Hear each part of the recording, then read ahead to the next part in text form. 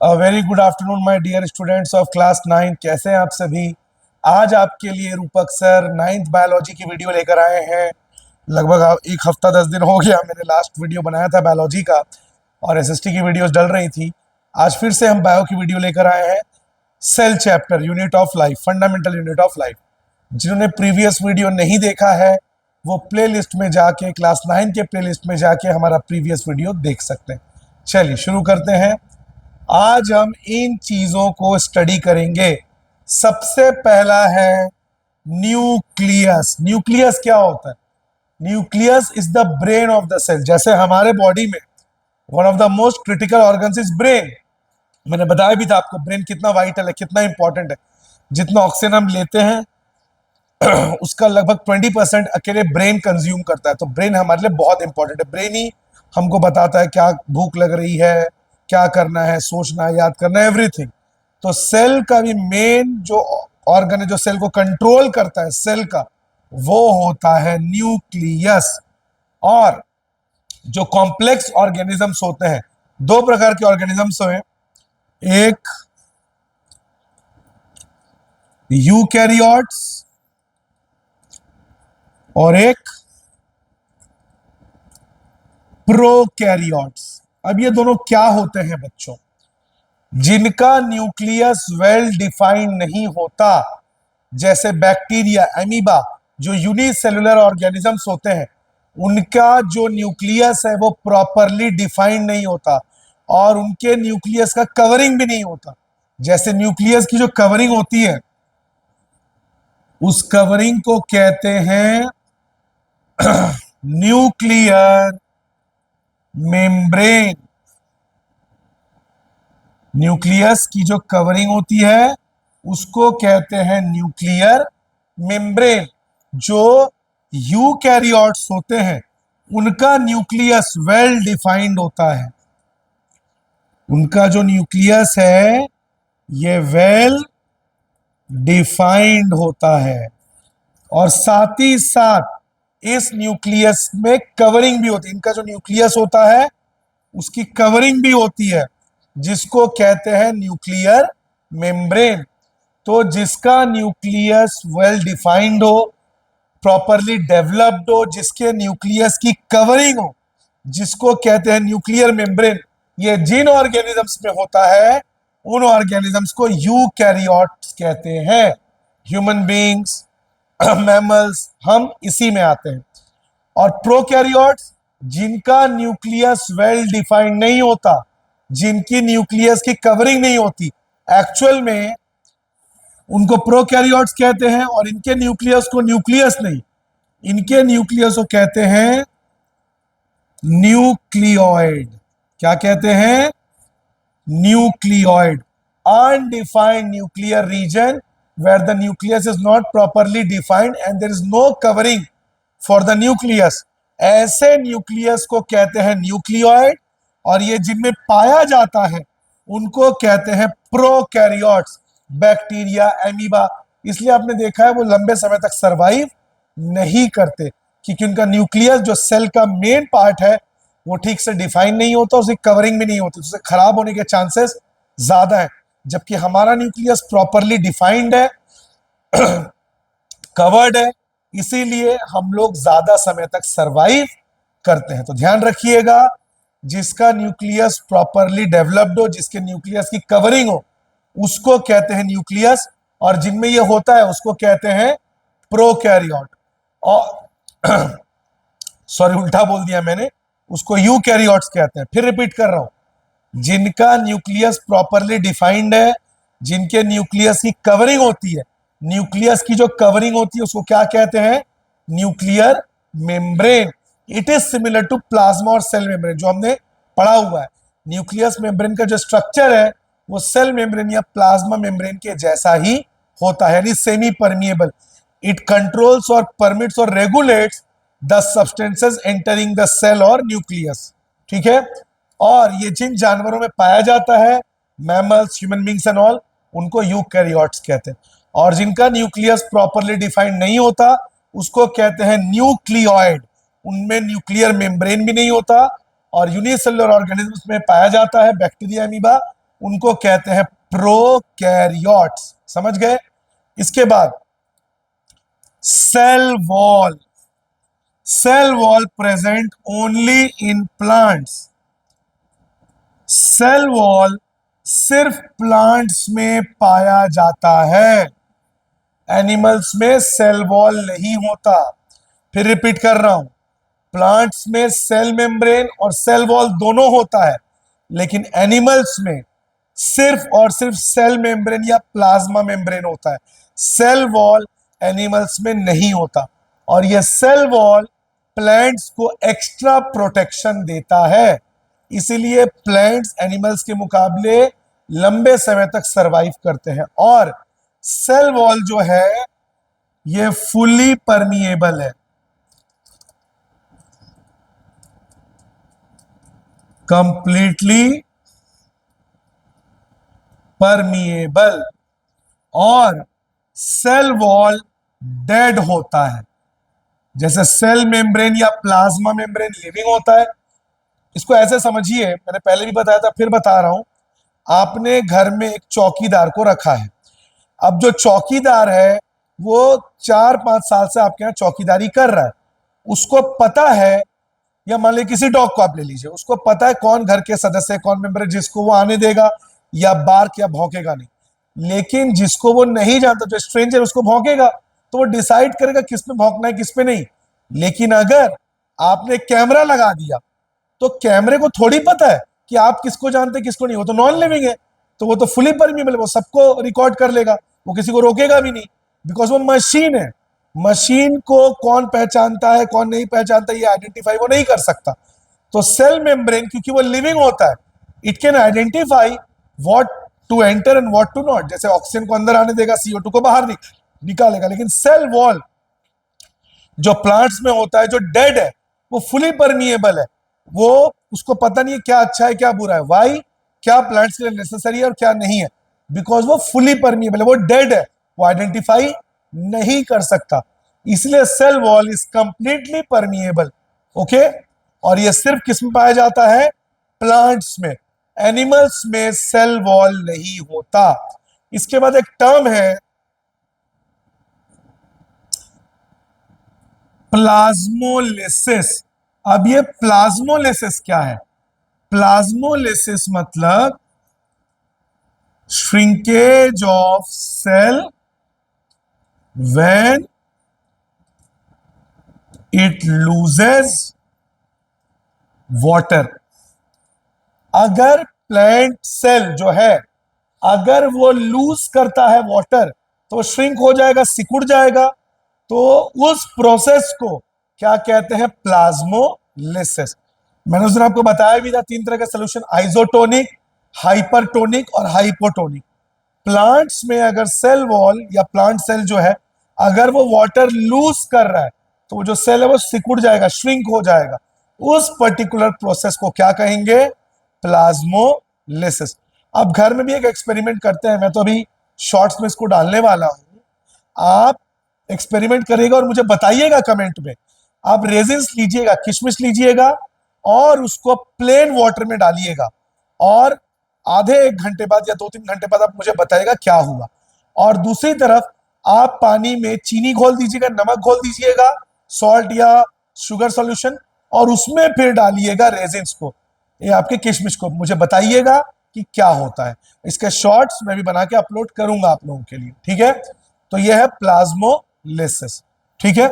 Cell wall की वजह से प्लांट जो है अपना जो एक्सटर्नल मीडिया है, यानी एक्सटर्नल एनवायरनमेंट है, जैसे बहुत धूप पड़ रही है, बहुत ठंड है, तो ये प्लांट्स को एक्स्ट्रा प्रोटेक्शन देता है। सेल मेम्ब्रेन एनिमल्स में होता है, तो एनिमल्स को जो भी प्रोटेक्शन मिलेगा सेल्स को, सेल मेम्ब्रेन देगा। बट सेल वॉल होने की वजह से प्लांट्स को डबल लेयर का प्रोटेक्शन मिलता है, एक सेल मेम्ब्रेन का भी और एक सेल वॉल का भी, जिसकी वजह से प्लांट्स जो एक्सटर्नल मीडिया होता है, जो एक्सटर्नल एनवायरनमेंट है, extreme humidity, extreme hotness, extreme coldness of weather, उसको वो टॉलरेट कर लेता है। तो सेल वॉल प्लांट्स को एक्स्ट्रा प्रोटेक्शन देता है। इसको ऐसे एग्जांपल से समझिए, मेरे हाथ में ये फोन है, आप देखिए ये फोन में सिंगल कवर है, देखिए इसमें हल्दी लग गया, पेन का दाग लग गया, ठीक है ना।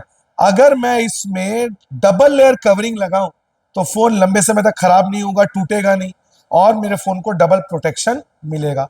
तो प्लांट्स को भी डबल प्रोटेक्शन किसकी वजह से मिलता है?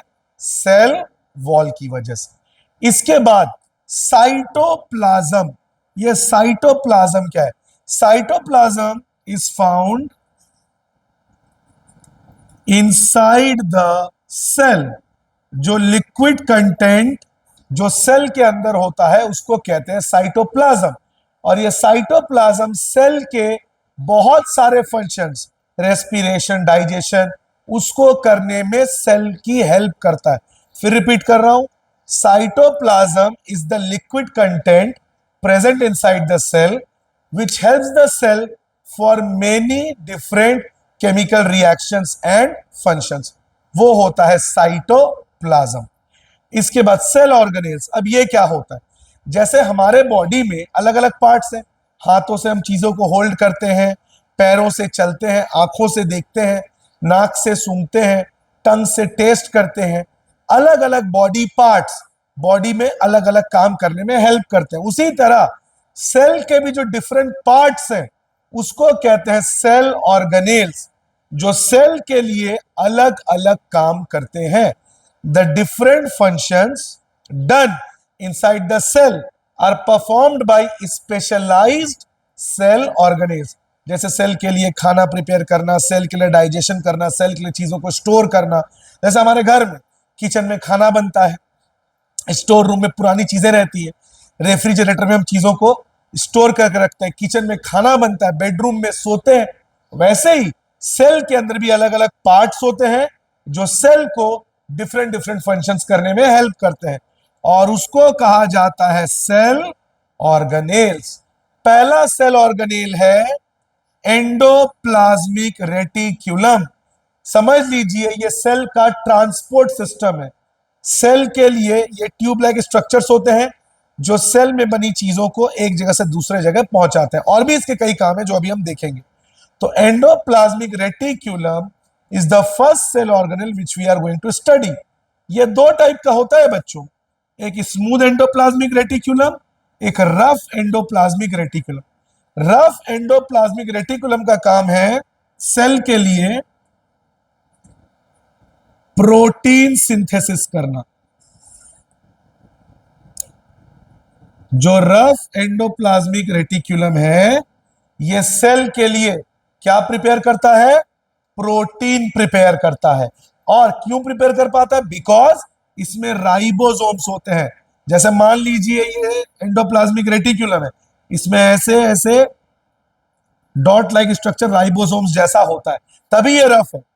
जैसे वो चप्पल पहनते हो ना, उसमें वो निकला होता है एक्यूप्रेशर के लिए, तो कैसे पैरों में वो गड़ता है, वैसे ही एंडोप्लाज्मिक रेटिकुलम में अगर राइबोसोम्स प्रेजेंट हो जो सेल के लिए प्रोटीन बनाने का काम करते हैं, तो उसको कहते हैं रफ एंडोप्लाज्मिक रेटिक्यूलम। ओके, यानी सेल के लिए प्रोटीन बनाने का काम करते हैं रफ एंडोप्लाज्मिक रेटिक्यूलम। इसके बाद स्मूथ एंडोप्लाज्मिक रेटिक्यूलम, इसमें राइबोसोम्स प्रेजेंट नहीं होता, ये मेम्ब्रेन बायोजेनेसिस का काम करते हैं। अब ये मेम्ब्रेन बायोजेनेसिस क्या है? सबसे पहले स्मूथ एंडोप्लाज्मिक रेटिकुलम क्या बनाता है? फैट्स, लिपिड्स और कुछ स्पेशल प्रोटीन्स।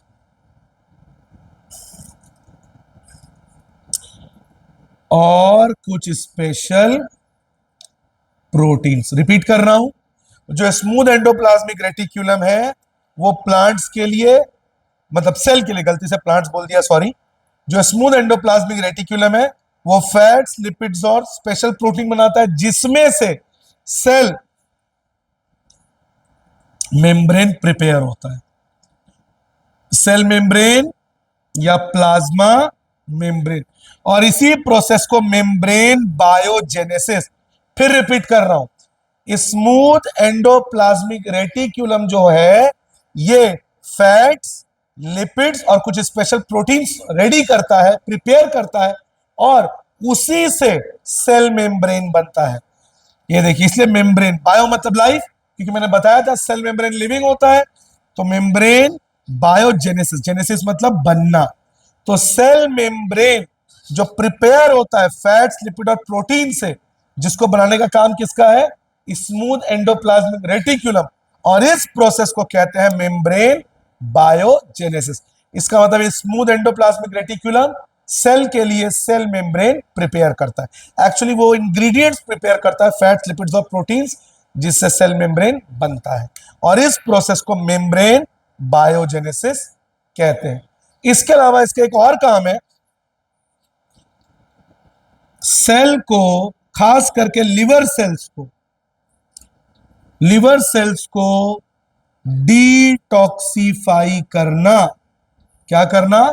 डिटॉक्सिफाई। जैसे हम जो है, हम वर्टिब्रेट्स हैं, यानी हमारी बैकबोन है, हमारे स्पाइनल कॉर्ड है, तो जो वर्टिब्रेट्स होते हैं उनके लिवर में, लिवर काम कर रहा है ना, खाने को डाइजेशन में बहुत हेल्प करता है लिवर। तो लिवर में इस काम के दौरान बहुत सारे पॉइजनस सब्सटेंसेस एक्यूमुलेट हो जाते हैं। उस पॉइजनस सब्सटेंसेस को डिटॉक्सिफाई करना, सेल के लिवर सेल्स को डिटॉक्सिफाई करने का काम कौन करता है? Smooth endoplasmic reticulum. मतलब जो टॉक्सिक सब्सटेंसेस लिवर में एक्यूमुलेट हो गए हैं, उनके इफेक्ट को न्यूट्रलाइज करने का काम कौन करता है? Smooth endoplasmic reticulum. तो ये फंक्शंस थे एंडोप्लाज्मिक रेटिक्यूलम के। इसके बाद अगला है गोल्जी एपरेटस। कैमिलो गोल्जी ने अपने लाइफ में बहुत सारा समय गोल्जी एपरेटस को और न्यूक्लियस और प्रोटीन का जो डीएनए स्ट्रक्चर होता है उसको आइडेंटिफाई करने में बहुत काम किया है, जिसकी वजह से उनको नोबेल प्राइज भी मिला है। खैर, उसको हम अगली क्लास में डिटेल में बताएंगे। अभी आप समझ लीजिए ये गोल्जी एपरेटस क्या होता है। गोल्जी एपरेटस समझ लीजिए सेल का रेफ्रिजरेटर है। जैसे फ्रिज में हम चीजों को स्टोर करते हैं, है ना, ताकि जब जरूरत पड़े हम निकाल लें।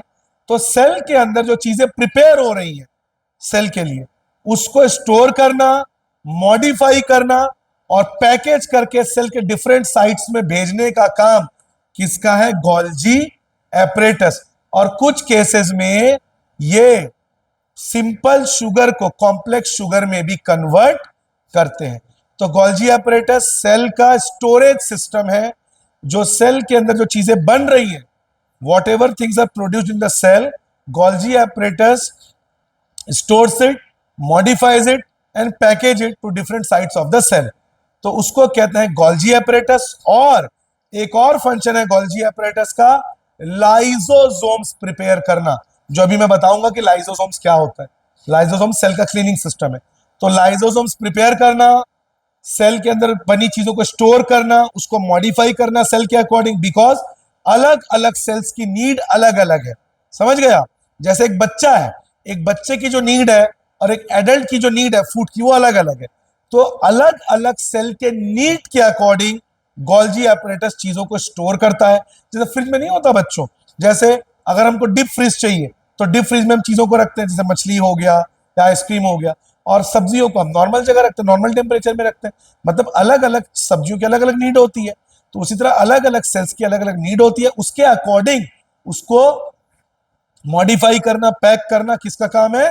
Golgi apparatus. और लाइजोसोम्स प्रिपेयर करने का भी काम किसका है? Golgi apparatus. और इसको आइडेंटिफाई, इसको डिस्कवर किसने किया था? कैमिलो गोल्जी, और उन्हीं के सम्मान में इसका नाम पड़ा गोल्जी एपरेटस। अब लाइजोसोम्स, लाइजोसोम सेल का क्लीनिंग सिस्टम है। लाइजोसोम्स बच्चों सेल का क्लीनिंग सिस्टम।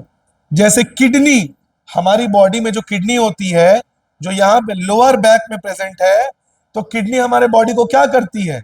किडनी हमारे बॉडी में से जो भी वेस्ट मटेरियल है उसको फिल्टर करके यूरिन के फॉर्म से बाहर निकालती है। तो सेल का क्लीनिंग सिस्टम है लाइजोसोम्स। और ये ऐसा क्यों कर पाते हैं? इनके पास बहुत ही पावरफुल डाइजेस्टिव एंजाइम्स होते हैं, जिससे कोई भी foreign body, bacteria, food particle जो सेल के अंदर आता है, ये उसको डाइजेस्ट कर लेते हैं। जैसे एनाकोंडा, एनाकोंडा तो चबाता नहीं है, वो च्यू नहीं करता, वो निगल लेता है, और निगलने के बाद जब वो किसी हिरन को या गोट को निगल लिया तो कुछ घंटों में उसकी बॉडी के अंदर वो डाइजेस्ट हो जाते हैं। क्यों? बिकॉज एनाकोंडा के सलाइवा में, उसके लार में बहुत ही पावरफुल एंजाइम्स होते हैं। ठीक उसी तरह लाइजोसोम्स में भी बहुत पावरफुल डाइजेस्टिव एंजाइम्स होते हैं, जिसकी वजह से वो चीजों को डाइजेस्ट कर लेता है, इसीलिए वो सेल का क्लीनिंग सिस्टम है। और लाइजोसोम्स को सुइसाइडल बैग्स भी कहा जाता है। सुइसाइडल बैग्स क्यों कहते हैं? जैसे एक बीमारी होती है, एक बीमारी तो नहीं बोलूंगा, एक्सीडेंट में एक अगर हाथ पैरों से बहुत ज्यादा ब्लड निकल गया तो डॉक्टरों को पूरे बॉडी को बचाने के लिए हाथ पैरों को बॉडी से एम्प्यूटेट करना पड़ता है, काटना पड़ता है। क्यों? क्योंकि एक बीमारी हो जाती है, एक जर्म्स आ जाते हैं जिसको गैंग्रीन कहते हैं। अगर बहुत बुरी तरह से हाथ पैर को चोट लगी है, टिश्यू विश्यू डैमेज हो गए हैं, तो उससे पॉइजन पूरे बॉडी में जाने लगता है। तब डॉक्टर्स को सर्जरी करके उस हिस्से को बॉडी से एम्प्यूटेट, सर्जिकली रिमूव करना पड़ता है। ठीक उसी तरह लाइजोसोम्स डाइजेशन के दौरान अगर कुछ सेल डैमेज हो गया तो लाइजोसोम्स अपने ही सेल को डाइजेस्ट कर लेता है ताकि बॉडी पे असर ना पड़े। इसीलिए लाइजोसोम्स को सुइसाइडल बैग्स भी कहते हैं। इसके बाद माइटोकॉन्ड्रिया। माइटोकॉन्ड्रिया बच्चों सेल का पावर हाउस या किचन भी आप बोल सकते हो। माइटोकॉन्ड्रिया को सेल का पावर हाउस या किचन कहते हैं, क्योंकि माइटोकॉन्ड्रिया ही हमारे सेल में एनर्जी प्रोड्यूस करता है in the form of ATP, जो बॉडी का एनर्जी करेंसी है। जैसे अलग अलग देशों में अलग अलग करेंसी चलता है, डॉलर, पाउंड, हमारे बॉडी में जो एनर्जी रिलीज होता है उसका नाम है एटीपी, जो कि हमारे बॉडी का एनर्जी करेंसी है। और एटीपी का full form adenosine try phosphate. Adenosine try मतलब हमारे बॉडी में जो एनर्जी रिलीज होती है, जैसे हमको भूख लगती है, एनर्जी चाहिए, कहां जाता है? किचन में ही खाना बनता है। तो सेल का जो किचन है जहां पे एनर्जी रिलीज हो रहा है फूड ब्रेक डाउन होके, उसको कहते हैं माइटोकॉन्ड्रिया, जो सेल का पावर हाउस है, सेल का किचन है। एनर्जी रिलीज होता है in the form of ADP, ATP, adenosine triphosphate. और माइटोकॉन्ड्रिया की एक खास बात है, इसका खुद का डीएनए होता है, मतलब बॉडी से अलग इसका सेपरेट डीएनए होता है। कई बार ऐसा होता है कि अगर हमको खाना ना मिले हम कुछ समय तक सरवाइव कर लेते हैं। क्यों? बिकॉज माइटोकॉन्ड्रिया का अपना डीएनए होता है, तो वो सेल्स को, जब तक सेल को खाना नहीं मिल रहा है तब तक कुछ समय के लिए वो सेल्स को खाना यानी एनर्जी प्रोवाइड करता है। खाना हमको नहीं मिल रहा, एक आदमी है जिसको 3 दिन से भूख नहीं लगा, 4 दिन से भूख नहीं लगा, आदमी बिना खाए कम से कम 4-5 दिन सरवाइव कर लेता है। क्यों? इस दौरान उसका माइटोकॉन्ड्रिया जो है सेल्स को एनर्जी प्रोवाइड करता है। वाई? बिकॉज उसका अपना खुद का डीएनए होता है। तो ये होता है माइटोकॉन्ड्रिया। समझ में आई बात? आगे के जो पार्ट्स हैं उसको हम अगली वीडियो में बनाएंगे ताकि आपको क्लियर हो, मेसी ना हो जाए। तो plastid, vacuole, cell division, DNA, genetic structure, chromosomes, इनको और सेल डिवीजन, इसको हम अगली वीडियो में बताएंगे। आशा करता हूं आज की वीडियो आपको अच्छे से समझ में आई हो। हमारे चैनल को सब्सक्राइब करें, हमारे वीडियो को लाइक और शेयर करें। पूरे क्लास 9 के जर्नी के दौरान स्नेहपूर्ण शिक्षा हर सब्जेक्ट आपको अच्छे से कराएगी और हम आपके साथ हैं। Have a good day.